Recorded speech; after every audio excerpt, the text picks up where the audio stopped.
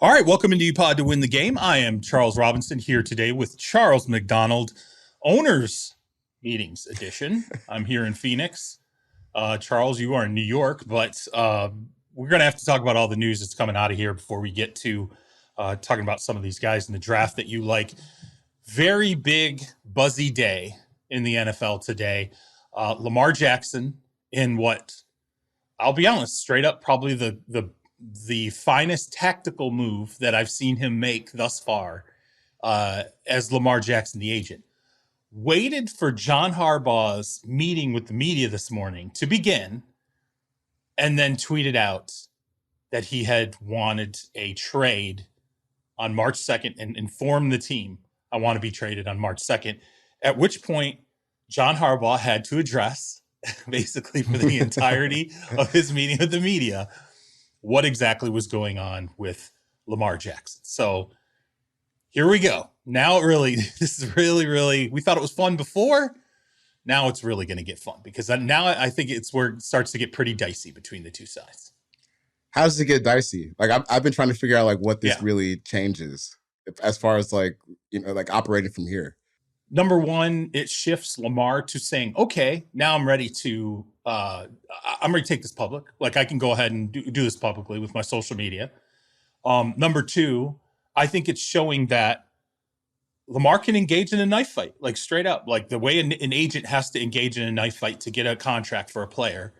Lamar has crossed the threshold and said, okay, I waited to do this until John was ready to talk. It was like a little tactical nuke that I planned, and it worked really well, by the way. I was very impressed with it. I think the Ravens were probably a little impressed with it.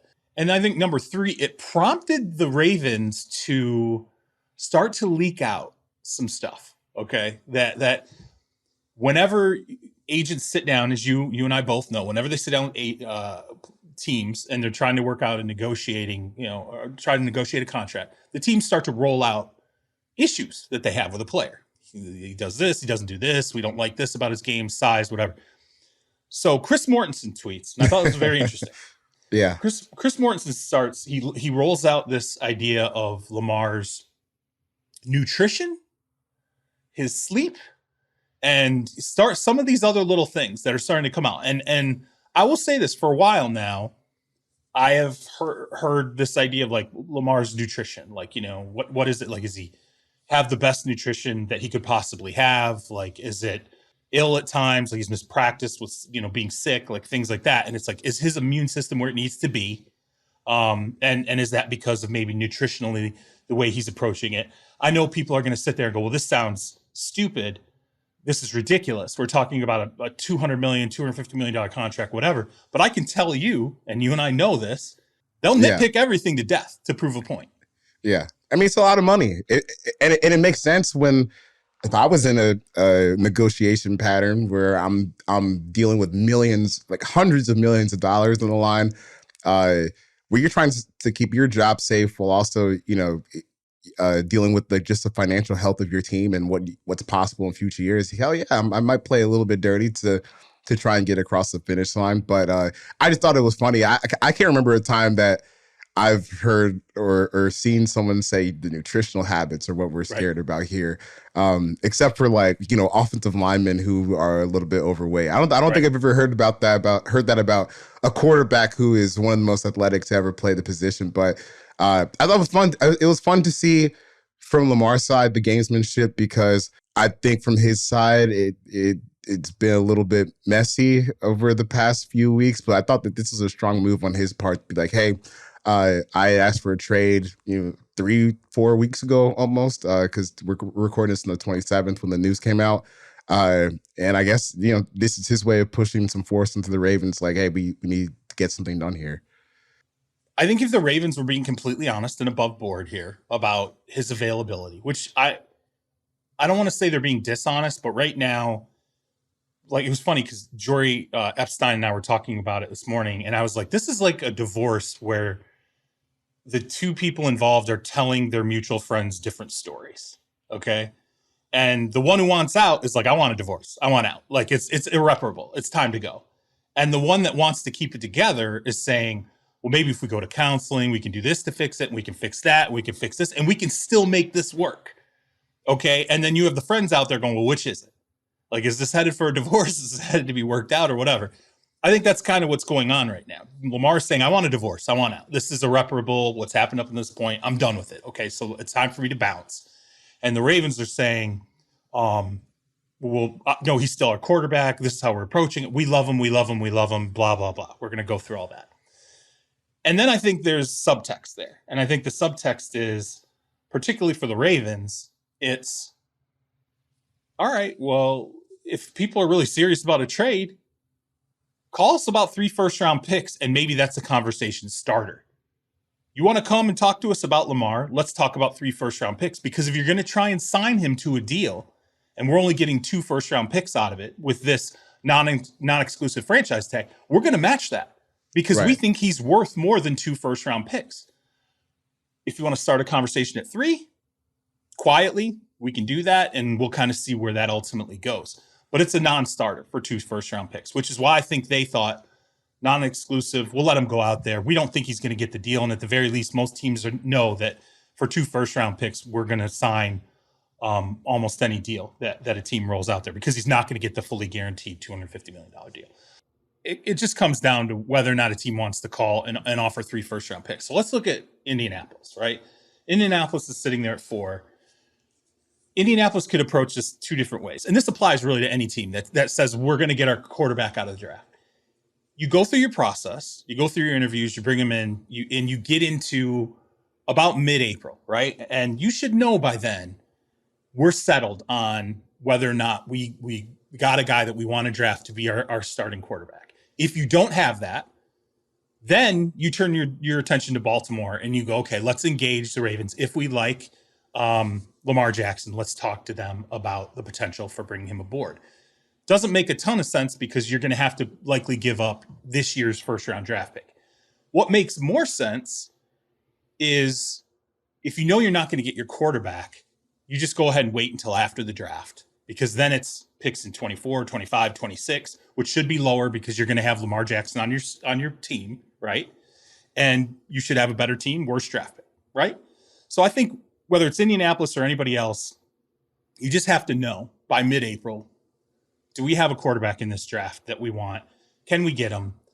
And if the answer is no, then you just hold through the draft. The answer is yes, you try to get that quarterback. If it doesn't happen, you have that same route after the draft. That's pretty much it. That's the only way I see him getting moved at this point. There's no other franchise I look at where I'm like anything makes sense unless it was like, let's say, and they've said they're out. It's a Washington where the sale goes through prior to the draft. And we're talking about a month here. Let's say the sale suddenly goes through and you're an owner coming in, you want to make a huge splash, right? And so you're thinking, hey, this guy draws fans, get a marquee quarterback. We don't have that right now. And something like that happens. But in a month, that's not happening in a month, right? Like this is no way. What I would ask you is everything to me seems to indicate this is something that probably happens. If it's going to happen, it's going to happen after the draft at all. If it happens at all. I mean, if I was trying to get him, I would definitely try to do it before the draft because, and even if I was the Ravens man, like I'd be trying to get rid of him before the draft too. If that's the path that I decided that this needed to go down, because it's not like this is a bad quarterback class to try and restart from. I mean, the chances that you find someone who can bring the same level of impact to your team that Lamar Jackson has done over the past 4 or 5 years is pretty slim, but. It's at least worth a shot. I think the last place the Ravens want to find themselves in is like you don't have anything because the other 3 teams in the division, they've at least gotten the start on trying to find a franchise quarterback. So what are you going to do if you're the Ravens and you're looking at a world where you don't have Lamar Jackson, but you're still going up against Joe Burrow, Deshaun Watson, who, I mean, it's hard to see him being as bad as he was last season, unless he's just totally cooked. And then the Steelers, they at least believe in Kenny Pickett up to this point. So do you really want to start that far behind? I think just for everyone, the cleanest way to get into next season would to have this be done before the draft. But I don't think anything about this process has been clean so far. So I think we're going to be stuck with this for a while. When I did the piece a while back where I talked to these agents, and I said, play me if he had hired you after Deshaun did the deal, play me out, how you would have handled this. One of them straight up said to me, he's like, I don't think he'll ever play another snap for Baltimore ever again. And that was whenever that piece ran, a month ago, whatever it was. You think, at this point, do you feel like it's kind of it? It's kind of over for Lamar there in Baltimore. If this feels, Lamar seems like a guy who sticks to what he's decided he's going to do. Very much feels like a player who's like, once I choose my path, this is how it's going to be. And regardless of, what you want to tell me, or I'll waver, or he seems to be concrete in his decision-making. If that's the case, doesn't this feel like a pretty concrete moment?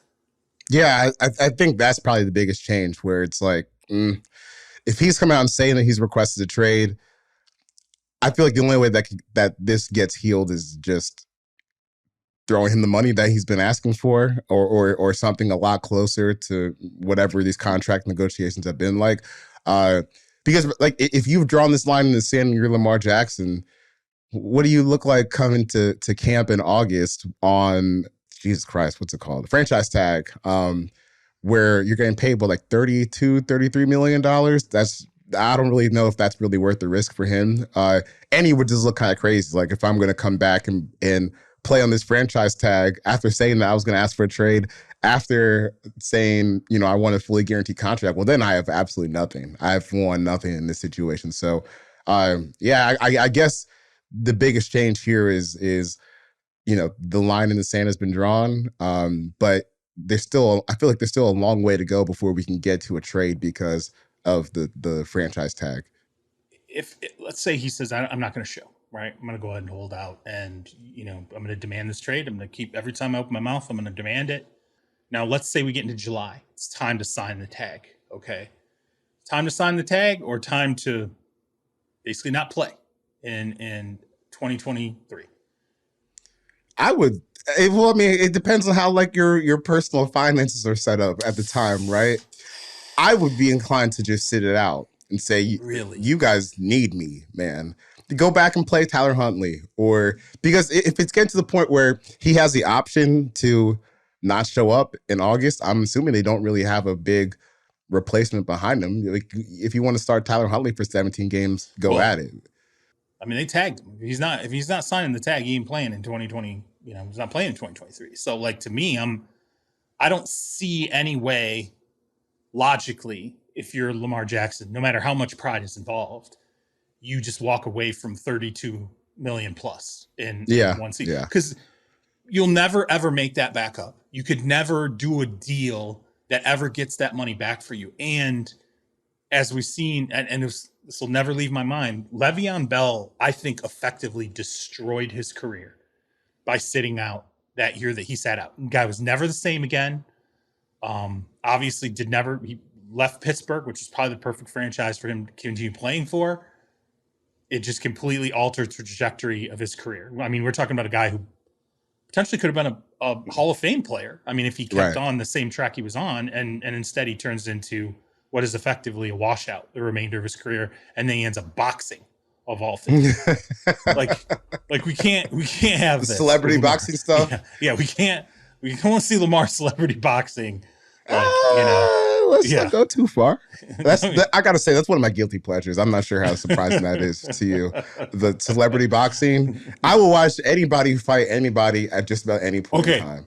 If we could get like Lamar and Kyrie, those are like, I don't want to see two dudes the same size. Okay, I want to see two guys a different size. Okay? They're about the same size, and two guys who could potentially completely alter their career. It's hard for me to believe after what's going on in Dallas, like Kyrie's career's ever going to be the same again. Although people keep adding Kyrie, like every time I'm like, I think this is it. I don't think Kyrie can be added again. Some other team comes and gets Kyrie because he's a generational talent. Lakers. Oh God, it's just really, you got to see that. See him back together again. Like, yes, I do. As a LeBron supporter, I absolutely do. We're running out of moves here. I would like it just for the horror show of it. This idea that they can reclaim this rekindle the love from so long ago. I don't think it'd be awkward. we'll see where the Lamar thing goes. I mean, there's a lot of time for this to continue to play itself out. I think this is just the start, but it's definitely a little interesting inflection point to see him say, I'm willing to go ahead and take this public and, do the agent thing above board.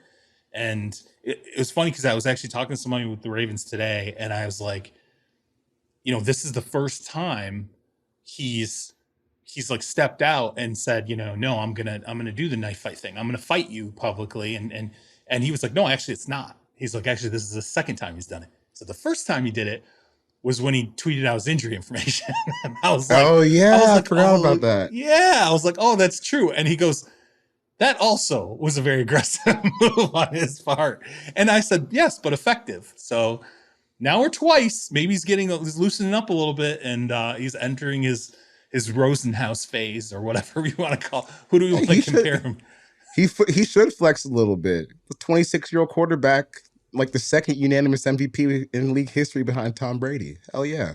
All right. Well, since you're talking about an MVP, we should swing it to what's going on with Aaron Rodgers. Today was it was a really interesting day with Aaron Rodgers today. Brian Gutekunst, the general manager, comes out and he says a couple of things about Rodgers. He said, number one, he basically moved on. I'm paraphrasing here, but because he had tried to reach out to Aaron Rodgers multiple times, was not successful, and it was time for him to move on and do his job, right? So that's how they shifted into this idea of, okay, well, we got to move forward with this. He kind of disputed this idea that they'd shopped him, and more sort of said, well, we checked out to see who was interested. It's kind of shopping. I mean, I don't know how you would look at it from an NFL player's standpoint, but it's kind of shopping. So let me tell you what's going on here. I had a chance to talk to a number of people kind of caught up in the middle of this. It's interesting because the holdup for this right now, it's about protection, okay? And they're not far apart. The two sides are not far apart.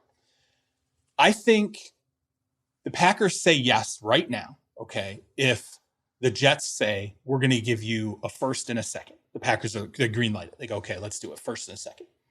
I think if you're the Jets, the way you're approaching this is you're saying, well, how about we give you 2 seconds, and one of those second round picks can become a first round pick in the future. So let's say 2024. So let's say they get a second in 2023, and then 2024, that second can become a first round pick if there's some basic escalators, right? So let's say we win the division, we host a divisional playoff game, we go to the AFC Championship, something along those lines in terms of franchise success because Rodgers is playing. That elevates it to the one. So then both sides are happy. But the protection is Rodgers would be on the roster in 2023, right? So 2023, you accomplish these goals, it escalates the pick in 2024. Now here's the interesting thing. The protection is it's about the 2024 season. I think the Jets are approaching this as we want to be sure we're getting Aaron Rodgers for a bigger window than 1 year. We really want to make sure we're getting him for a window of 2 years, given the assets we're giving up. The Packers are like, you're going to get him for 2 years. Well, who knows? Who knows if that's really going to happen, right? No one really knows. Like, only Aaron knows. And by the way, Aaron did go on Pat McAfee and say he was 90% retired, right, when he went into the darkness, right? Probably should be a little concerned if you're the Jets when you hear that, right? So I think the Jets would say, okay, we're going to give you these 2 twos. We go to the AFC title game in 2023. So that second 2 in 2024 becomes a first, right? But then Aaron announces his retirement. So we only got 1 year of Aaron. 2023, we went to the AFC title game. Now all of a sudden you got a first and a second out of that? And we only got 1 season of Aaron? Okay, well, we'll let you keep that first rounder in 2024. But guess what? Because Aaron retired and didn't play for us in 2024, you got to give us something back in 2025. So basically, it's this idea of if Aaron plays 2 years, you're going to get your first and second rounder. Everybody walks away happy, right? If Aaron only plays 1 year, you're going to get at least 2 twos. You're probably going to get a first and a second because we're probably going to do well in 2023. But if he doesn't play in 2024, then we get our protection. You kick us back. It's all about that 2024 season and some level of protection for the Jets when it comes down to whether or not Aaron will be around in 2024. That's where we're sitting right now. That's pretty close. And I don't know why Brian Gutekunst came out and said it doesn't necessarily have to be a first-round pick. Well, there's a first-round element all tied up in this. I think he's mincing his words or he's tap dancing to try and avoid saying it. But there is a first round element tied up into this that's important to Brian Gutekunst and the Packers. And there's a protection element that's important for Joe Douglas and the New York Jets. That's it. It's that simple. That's why they're far apart right now. It's and to me, it feels like the Packers are holding this up because all you got to do is dole out the protection, right? That's fair. To me, if you look at it, it makes sense. If you're the receiving party of Aaron Rodgers, 90% retired when I went in the darkness, Aaron Rodgers, you got to protect yourself on the backside, don't you think? Yeah, you have to. I just kind of wonder if, the Jets ownership group will be like, we've been bad for a real long time. I don't know how much of a factor this is. I just say, as someone who covered the team for a little bit up here, I feel like Woody Johnson meddling in something like this is not totally off the table. But for where the Jets are, I don't know. Like at some point, like, do you think that they could be like, oh well, shoot, our options are almost nothing. If we're not going to go after Lamar Jackson, maybe we have to. Because even if you stick at 13 and you're starting to look at like non-Rodgers options, you'd have to trade up to get a quarterback. So at that point, you might as well just trade for Aaron Rodgers. I don't know. It's just kind of a messy situation that they found themselves in, and I'm just ready for this to be over. Just stop playing these games. Give us our lives back. Let's move on. Here's the funny thing. Talking to people in both organizations, they both are. Both sides are ready for this to be done. That's what's so funny about this is the decision makers, and I'm not just talking about the GMs, I'm not just talking about Mark Murphy, the CEO with the Packers, or Woody Johnson, the owner of the Jets. There's a small collection on each side, right? That's kind of involved in this. And I think there's a consensus amongst that collection, like, we just want to be done with this, man. Which is why it's so crazy, because they're so close. They really are. And this feels to me like when I listen to both sides and talk about it, I'm like, I don't get it. They both feel pretty resolved to this. Like, if I'm listening to the Packers, I'm like, well, you wanted to get this one. Well, there's this engineered way for you to get your one. Okay, there it is. And if you're the Jets, and you want to protect yourself, okay, that's all. That's it. It feels like that's the only thing holding this up is the way to engineer just a little bit of protection. Like, what a dumb thing. This isn't like, hey, it's 2 fourths being offered and the Packers want, a 1 and a 2. It's like that to me. I'm like, that deal ain't getting done, right? Like that deal, or hey, you have to eat 70% of Aaron's salary. Like that doesn't get it done again. So yeah, it's wild to me. I will say this though. If you are Aaron Rodgers and I'm Brian Gutekunst and I come out and I say, well, hey, I wanted Aaron here and he just wouldn't call me back. I tried to call him and he wouldn't call me back. Does that ever make you, Aaron, ever in a million years, ever not think that this is completely and totally? I mean, of course it's over, but this is like right. You're not telling people that I'm not returning your calls. Like, this is super done. So, look, I'm just calling on the Packers and the Jets just to spare the rest of us. Let's just get it done, boys. Come on. Enough of the fighting. And Woody, if you're listening to this, you might have to put down the foot and just say, all right, I haven't had a quarterback since Joe Namath. Let's try and get this thing done.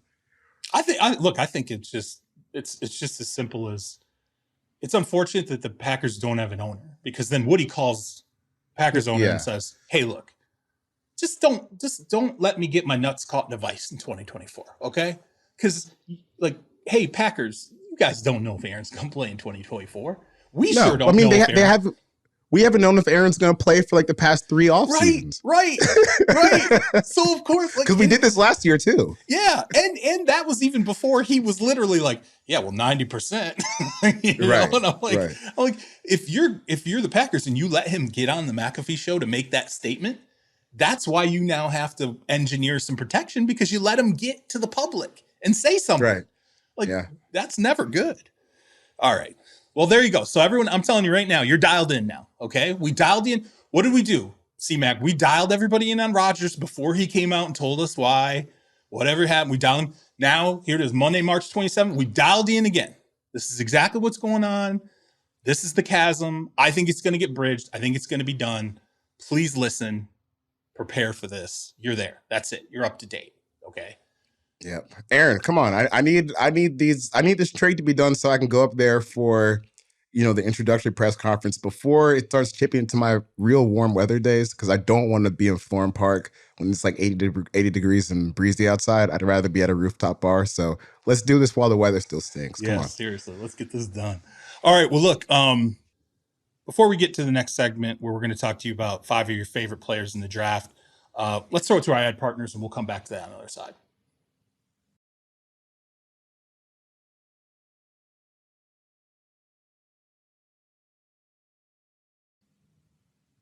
All right, welcome back in. CMAC, got a little bit of the news out of the way. Getting closer to the draft now, about a month out. So let's talk about 5 players you really like in this draft. And, you've chosen some guys that I'm familiar with at this point. I'm happy to see that.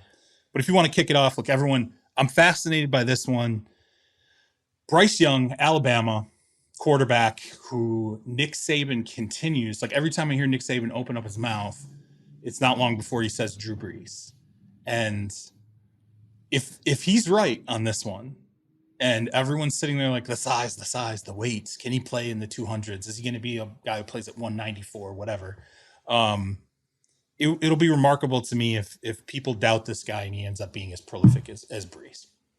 Yeah, the size is like the only thing, because when you talk to people, they're like, man, if he was even just like 6'2", 215, he probably is like the unquestioned first overall pick in the draft, just because I just can't. I say this as a Georgia fan, so maybe this taints my perspective on some of this, but I can't really think of many players that have put fear into my heart over the past 2 years than like Bryce Young. It's like 3 players: Bryce Young, Jameson Williams, and Marvin Harrison Jr. Were, before coming to the game, you're like, oh man, like these are the guys that really have a chance to do some damage.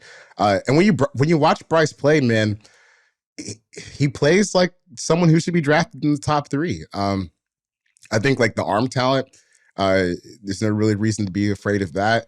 The accuracy is there. Obviously, the ability to escape guys is there. I think you're just kind of worried about, all right, well, if he actually is like sub 200 when he plays, how many hits can he take before this starts to become an issue for him? I don't think that the height will hurt him all too much, because I think that he's kind of tailored the way he passes to account for that. But when you start thinking about, these 300-pound guys who run 4.5s landing on top of you, that's where you start to get scared with Bryce. But I think just on the field, I think he's the best quarterback in this draft. I wouldn't have a problem taking him first overall. We'll see what the Panthers end up doing, but I think his game is just really, really complete. Yeah, I had a guy tell me, like, if you literally just took the measurables of C.J. Stroud and stuck those onto everything that Bryce Young is, we'd be talking about him the way next year people are going to talk about Caleb or Drake May, or this generational, when we talked about Trevor Lawrence or Andrew Luck, like that's how they look at this guy. Like that's a team very close to the very top of the draft is sitting there saying that's the one thing. Every other thing is right where you want it. And, there's and they said, look, even with the tall, the height aspect, one guy said to me, you don't have the batted ball problem. Like, we don't think it's good. He said, if you look at Drew Brees' career, he didn't have a batted ball problem, despite what his size was. He says, Bryce is going to be that guy. He's not going to have the batted ball problem that Drew Brees did. Now, he did mention to me, he said, look, one of the things Brees did do after got to the NFL, and not a lot of people, understand this because it was so long ago, Brees really focused a lot on his physique, his core. His arm actually got stronger because he learned how to strengthen his core, and that added zip to his ball. He became a stronger player after he got to the NFL. So I don't think it's outside of the realm of possibility that Bryce Young gets. Now, let's be real. Alabama's pretty much a professional program as it is. The difference is he's heading into his, it's going to be in his 20s, mid 20s. That's where you can really start to build a lot of strength. And, I think there's a chance that this ends up being a guy who's a little stronger and thicker at 24 years old than he is right now. Yeah, he's going to turn 22 basically at the start of his first NFL training camp. Birthday's July 25th. So I'm with you. It's always funny to me when we look at these guys and like, oh, he's a slender guy right now, but he's still entering the portion of his life where he's going to grow, at least like physically, maybe not height wise, but especially as you get into like your mid-20s. I think we've all seen it for ourselves too. Like if you stay in shape a little bit, like you can really pack on some strength and some muscle. So yeah, I just remember watching Drew Brees, like when he was really at the peak of his powers. He wasn't like a tank like Russell Wilson was built, but he was still strong enough where he could sit in there and take some hits in the pocket and keep it moving. Like you said, he never really had the ball problem, and I don't really see that being a thing with Bryce either. I don't know. I think he's a really clean prospect, but I've made an agreement with my friends that if Bryce Young ends up stinking, this is the last small quarterback that I'm allowed to stand for. So, Bryce, I need your help here, bud. All right. Well, number 2, Ohio State wide receiver Jaxon Smith-Njigba, and one of the guys who did a lot of work the last couple of years as an area scout at Ohio State. He was like, look, Olave and Garrett Wilson, fantastic. He was like, there's a chance this guy ends up being a more productive NFL player. And he's like, look, I get it. He had the hamstring last year and he misses all that time. And I totally understand all that. People are going to stare at 4.5-ish speed and they're going to maybe not like it. He was like, you know what? He was like, there was a time when there was a previous overall scout, over the top scout, who told him he didn't like, this is years ago, told me he didn't like Anquan Boldin because of Anquan Boldin's speed. He said, the one thing I underestimated was how precise that ran routes and his strength. He was like, I completely underestimated that. And then Anquan got in the NFL and I was like, oh my God, like this is what a huge mistake. Like I wasn't paying attention to how he was getting open rather than the speed that it was happening at. And he said, this is kind of a similar guy. The way he runs himself open, he's going to be able to do that in the NFL. Yeah, it's interesting to watch him run because he's one of those guys who definitely doesn't have like the long speed, but I actually think like when he first gets out, like when the ball snapped, he's pretty explosive, like for his first, let's call it like 5 to 10 yards down the field. And I think that's where he makes his money. I think when you look at like even his athletic profile, it kind of shows you where he's going to play in the NFL. You have a guy who's really good off the line, maybe doesn't have the long speed, but his agility drills were insane. Like, I think he had the fastest 3-cone time in his class, and maybe the fastest short shuttle time among all the receivers. So, to me, that shows like change of direction skills. I think he profiles to be like almost a dominant player out like in the slot, which is still like a really valuable piece to have. I think when you're looking at guys who are like, the 4.5s, maybe 4.6, maybe you don't want them going on the outside, but as like a safety valve for a quarterback, I think he's got a lot of value. And not only that, but he's got the size too. He's not, one of these smallest receivers. He's about 6 feet, 6'1", 200 pounds. So he's got the make to kind of survive there. I think he's amazing. If I had a chance to add him, even if I think he's more of a slot player only, that's someone that still can get, 120, 130 targets in an NFL season. And we've seen guys like Wes Welker and Julian Edelman get even more. So just because he's a slot, to me, doesn't mean he can't be a number one threat for your offense. I mean, we can move on too, right? But real quick, Michael Thomas, I mean, he's not a burner like Michael Thomas. Right. When he was we're talking about pre-injury Michael Thomas, the guy who you could go into a season, catch 150 balls. And those balls, frankly, a lot of them might be 15 and in. I mean, it's productive, right? And especially if you can do something with it afterward, I think that should matter.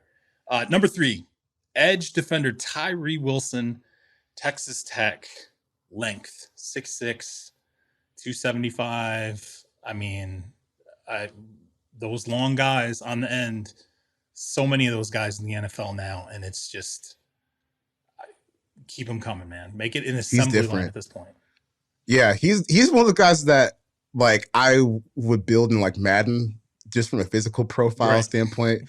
I think he was like 6'6", 276.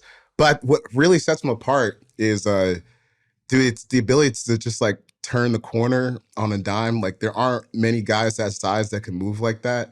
And I think when you're talking about guys who can convert, like, all right, well, there's a lot of guys who can push a pocket at that size, but you're talking about guys who can push a pocket and then also get around an offensive tackle. He's got some crazy skills like that. And you get the inside, outside versatility because he played a lot of three technique on Texas Tech's defense. So he did a little bit of everything. I think he's probably going to play mostly edge in the NFL, but I think the only reason he had probably isn't thought of as like, the Will Anderson level players because, just not quite as refined right now. But to me, that kind of makes it more exciting because you're talking about this guy who's 6'6", 275, has all the skills to be an impact player early and can get better as he moves throughout his career. I would, if I needed a pass rusher and Will Anderson's off the board, he's definitely the first guy I'm going after. And the thing is too, like, don't you think the size is more translatable? This isn't to knock Will Anderson, by the way. Like, Will Anderson's been an exquisite player at Alabama. But just in terms of like the length, the overall build, I mean, he could feasibly play at like 290. I mean, Will Anderson's never going to play at 290. He's never going to be 6'6". How much ceiling is left with Will Anderson? Like I think sometimes when you get these guys of this size who could feasibly play a little bit bigger and maybe are not as refined as some of the players. I feel like a lot of those players that are coming out of Alabama, sometimes you hear like, I don't know, maybe like there's a lot of the upside is already kind of built in. Like they're already kind of there by the time they get out of Alabama. I don't know if it's the same at Texas Tech. You know what I'm saying? Right. Yeah, he's not going through a damn NFL like, straight conditioning program like he is at Alabama or guys at Georgia do. All right, number 4. Christian Gonzalez, Oregon. I see a lot of people mocking him to Detroit at 6. 6'1", 197, pretty ideal size in the NFL. He's got some speed. It's weird because early on, I didn't hear a lot of great things about the cornerbacks in this draft. And then as we got closer, kind of got through the process, you start to see these guys creeping up and up and up. But is this feasibly probably the first corner off the board, feels like? Probably. Yeah, probably. He the only knock on him is he's not a great tackler, but to me, honestly, it took me like 4 plays of watching him to be like, okay, this guy, he's got it. Because, there's some guys you just watch them move and it just, you can kind of see that they're on kind of a different plane. And he's a big guy that he's got obviously the explosion, but he's got like the sink and change direction ability that you don't really see from guys that are that big. And, when you're a corner, you're talking about moving backwards. You're talking about not really knowing exactly what routes come into you all the time. So the athletic potential and the athletic prowess, it becomes more of a necessity at that position. And he's got it, man. I don't know like how long it takes him to reach his heights, but just starting from today, I think he's someone that you can go out and at least have him attempt to cover number 1 receivers because you just don't have guys that are that big that can mirror and adjust the way he does. And he's got the ball skills on top of it. So he's one of those guys where it's hard to find him kind of built in the lab, like Tyree Wilson is. But I think the only reason he would start to fall down the board is just like quarterbacks going in front of him because based on talent, he's definitely one of like the 5 or 6 best players in this class. Yeah. Well, a lot of people like him in Detroit. I mean, it'll be interesting to see how everything falls. I could see if the top 5 consensus, which obviously would include Jalen Carter. I mean, it might be whether or not Jalen Carter's there at 6, that I could see whether or not Gonzalez ends up in Detroit at the 6th overall pick. All right, number 5, Peter Skoronski, Northwestern, who if he's not a Bear, if he's not a Chicago Bear, it makes so much sense, right? Like to me, I'm like, this is it, right? This is that pick for the Bears at 9. They're going to take the offensive tackle who's going to help to protect Justin Fields. I mean, he's already he's a kid. He's a commodity. Everybody knows he has a coach in college who a lot of people like as an NFL quality coach in terms of how he teaches it and coaches it. This makes too much sense. Yeah, Peter Skoronski to the Bears it's like one of those things that makes so much sense. It's almost bound not to happen because even the thing is about Skoronski is he doesn't have like the ideal arm length for left tackle. So some people are projecting him to be a guard, but I don't think that's necessarily a bad thing because he's got the skills to play tackle. And we've seen guys who have like less than 33-inch arms or whatever still have long careers. I mean, Joe Thomas is one of those guys. And I think when you just have the skills that he has, he can start off at left tackle, or if the Bears were to draft him and say, we like our left tackle situation for now with Braxton Jones because he was kind of surprising last year as a 5th-round rookie. You can even slide him to right guard, left guard, right tackle. He's just a guy. He's one of those guys that you draft him and he can make like 2 or 3 spots better on your offensive line just by his own versatility. So it makes a lot of sense for the Bears who have, a couple spots they're trying to lock down for the long term for their offensive line. I swear to God, offensive tackles, like if you're under 6'5", that's like being under 6 foot as a quarterback, or you're like right on that line. You're like or being under 5'10" when you're trying to date, I don't know nothing about that. Yeah, neither do I. I don't know nothing about that. But I'm glad for that. See, I fall more in the 6'4", 313 range. So yeah. Peter and I, that's my guy right there. All right. There's nothing wrong with that. Yeah. But it's just funny to me, like you watch someone play like 3 years and watch them be an amazing left tackle, and then they get to the combine. Their arms are half an inch short. I was like, right. Oh, well, does that throw away what you just watched for 3 years? And maybe it doesn't work out, but it's at least worth trying. And this is the good numbers analytics guy. This is a guy who yeah. You believe in that stuff, but you're also like, hey, sometimes tape is tape. And I'm a tape guy first, and then I like to use the numbers to either help me cut corners when I'm watching film or to make sense of things for me. It depends how close you are to deadline. Yeah. Like, let's just go to the numbers, get through this. All right. Well, that's 5. So that's sort of a light dip into the NFL draft. We're going to do more of that as we get closer. But unfortunately, a lot of the show today was going to be eaten up by Lamar and Aaron, since it was an important day for both those guys. So appreciate Charles coming in today. We will be back on Wednesday. So tune in for that. Some more news from the owners meetings on Wednesday, likely Wednesday evening. Until then, you can get Charles McDonald on Twitter at 4verts. You can get myself at Charles Robinson. You can get Stone Rochelle at SJ Rochelle. And as always, help us keep Terez Paylor's legacy alive. Check out breakingtea.com/Terez for the All Juice tier hoodie. Remember that proceeds from that purchase go to support the Terez A Paylor Scholarship at Howard University. You can also support that directly, as well as the scholarship in his name at Power Mizzou, if you just check out our podcast description. One more reminder, please check out our new NBA podcast, Ball Don't Lie, featuring Vinny Goodwill, Jake Fisher, and Dan Devine, as well as our new MLB podcast, Bandwagon, featuring Hannah Kaiser, Zach Kreiser, both available wherever you get your podcasts. So support the product, support the mothership, and also support us by giving us a 5-star review. Tell a friend, grow the family. We will see you on Wednesday. Peace.